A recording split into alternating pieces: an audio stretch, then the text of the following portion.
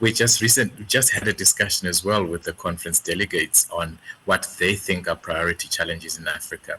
And one of the big issues is the obvious shortage of nurses. We are clear, and the statistics support this, that we have at least 60% of our total health workforce in the continent being nurses, but the numbers of nurses that are in practice are not enough.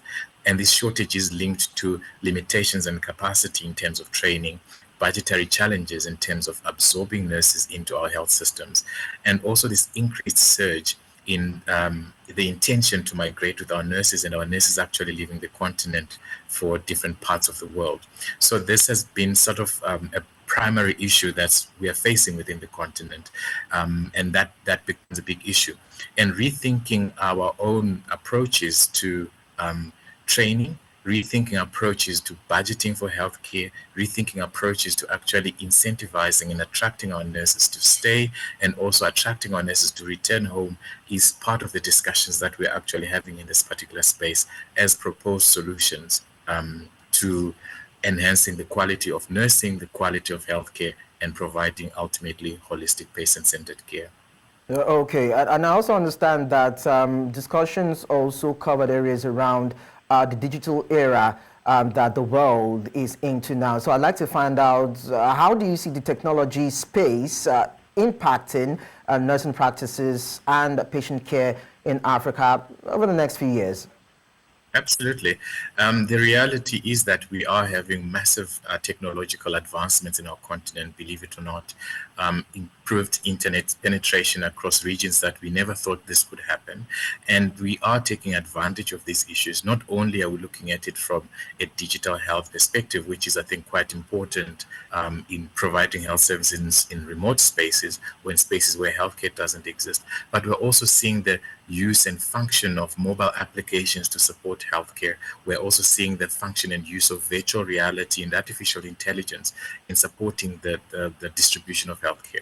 So the implication, therefore, is that our models of care, our models of education needs to sort of start aligning with the advancement in digital spaces and in technology, and therefore positioning our continent to sort of start to arise as a giant in nursing, but specifically focusing on the challenges that we are facing as a continent and applying that digital technology and advancement in innovation to meet our own proposed challenges. And earlier on, you talked about the need to incentivize the sector and make it more conducive to actually, of course, attract more people into the profession. But then I'm more concerned about the impact learning process and, of course, the training.